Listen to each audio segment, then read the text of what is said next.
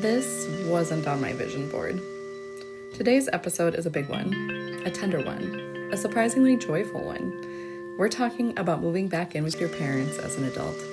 And if your immediate reaction is, oh God, not me, I would never. Okay, well, good for you. But for a lot of us, we've done it. We just don't talk about it. So let's talk about it.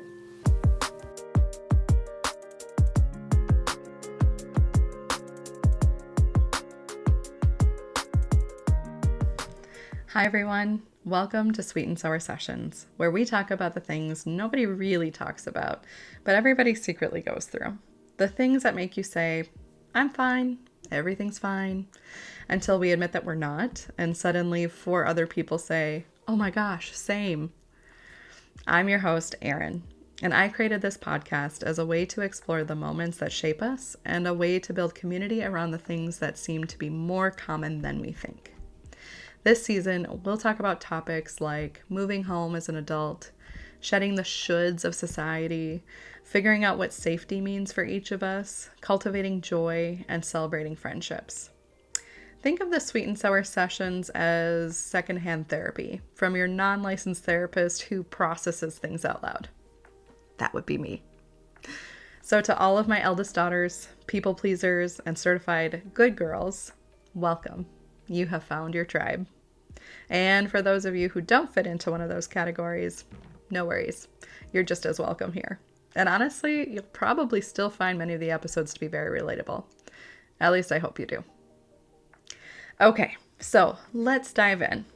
To kick things off with our first episode, I want to get into a topic that has been surprisingly universal, surprisingly healing, and honestly, surprisingly wonderful. We are talking about moving back in with your parents as an adult. Yep, the thing that so many of us do quietly, that we also feel embarrassed about, and that we quietly struggle with, even though it turns out that a lot of us have been there. Which actually comes as kind of a shock, realizing that you're not alone. At least it was a shock to me. So almost 2 years ago, I went through my last breakup, and my life turned upside down. Planner Erin was in panic mode, and I was not sure what to do. But I knew that I could go home. So that's what I did.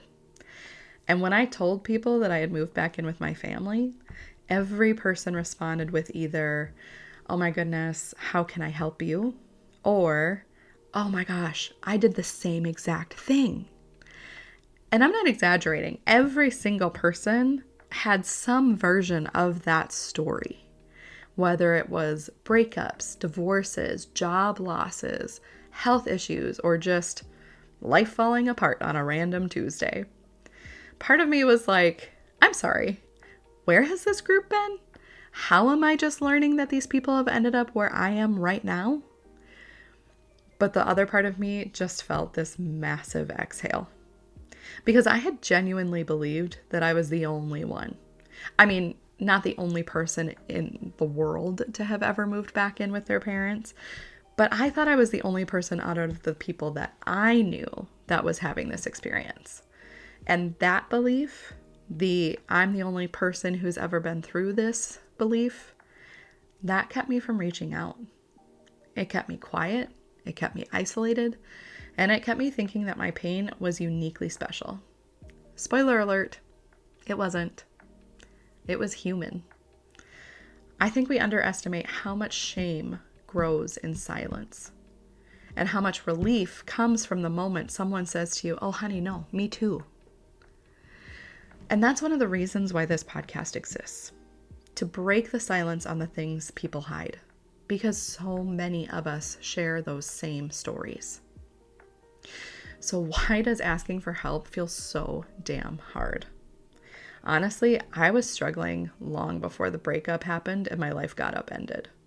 I struggled for years, actually, with everything: mental health, physical health, finances, social life. And here's the thing. I had a great support system, truly. Friends, family, people who would have shown up immediately if I had just said, hey, I'm drowning. But I didn't. because I genuinely believed this is my mess, my burden, my shame, my thing to figure out. And that belief, it's isolating. It's loud. It magnifies the pain. It keeps you in this kind of spiral of, I don't want to bother anyone. I should be stronger than this. I should be able to handle this. I'm not 22. I shouldn't be moving home. Which, by the way, all false. No rule book exists. These are what I call the shoulds of society, and I think they deserve to be burned to the ground. But we'll talk about shedding the shoulds in a future episode. It wasn't until I actually let people in that the weight of everything started to shift. I am convinced that half of the suffering in life comes not just from the situation itself, but from the belief that we're supposed to deal with it alone. Okay, so let's talk about what it actually feels like to move back in with your parents as an adult. Picture me entering the house, shoulders slumped, anxiety just coursing through my body as I call a family meeting and I basically word vomit everything that's been going on in my life and asking my parents if my dog and I can move back in with them so that I can get back on my feet. That part felt awful. It was scary, shameful, embarrassing. I felt so small and so vulnerable. But next came my parents basically flinging open the door like, welcome back. You can have any room in the house. Where would you like your home office to be? Of course your dog can come with you. We've got snacks, we've got wine, and we will love you aggressively. And then everything shifted. Because when you move home as an adult, the dynamic is totally new. They're not parenting you. You're not rebelling against them. You're just people. People who know each other deeply, but people who have grown and who can meet in a new season of life. And then the sweetest things happened. We had game nights, like real wholesome, chaotic game nights. I started gardening with my dad. We were basically co-farmers. It was cute. I did projects with my mom. We were fixing things. We were organizing things. We were doing like little home improvements. We were basically a 2-woman HGTV pilot.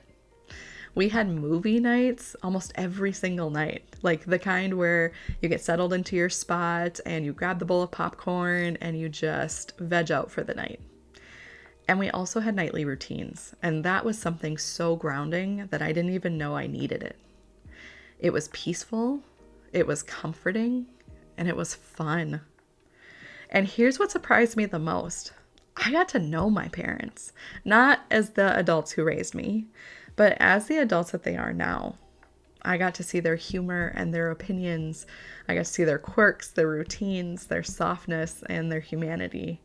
And that's not to say that that stuff didn't already exist, but you don't get that as a kid. Not in the same way. You really only get that by living alongside each other as adults. And it was one of the most healing experiences that I have ever had. Of course, eventually I started thinking about moving out again. Not because I was fully healed, because I wasn't, and I'm still not. And not because I necessarily felt ready, but because that voice in my head kept repeating this question over and over. When should you be on your own again? It's like should. Should is such a bully. Such a bully. And then with the should came all the logistics questions. What does this mean living at home for my dating life now that I'm single again? What about my job? Is there a timeline I'm supposed to follow? When am I supposed to feel ready? I actually worked really hard to calm that voice down and not to listen to it. And then I stumbled upon a place that I actually really love, like truly love, and moving out did feel right.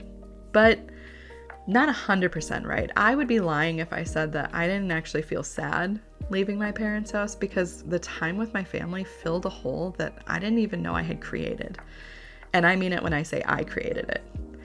I spent years trying to assert my independence, trying to find my place in the world and to do everything for myself and not for everybody else like I had been doing. But let me tell you, that's not what ended up happening. I still did things for everybody else. But like, I was really bucking the idea of needing my family. Like, I wanted to be self-sufficient. I wanted to do things on my own. And after years with the best therapist, shout out to Emily, it turns out that the hyper-independence was me trying to meet myself. Like, I was trying to figure out who I actually was because I hadn't ever known me or recognized me. In the process of trying to find myself, I wound up finding who I was in other people's eyes and where I fit into their life and in their paths instead of finding my own. Until I got to the point where I woke up and realized what was happening and knew that I needed to pause and basically reset just to figure out who I was. And that's when I returned home. Coming home connected me to myself again. And it made me realize something that's so simple. I love my family. I love spending time with them. I love sharing meals and stories and traditions and weekends. I love being close with them. And there's nothing wrong with that. In fact, it's kind of beautiful.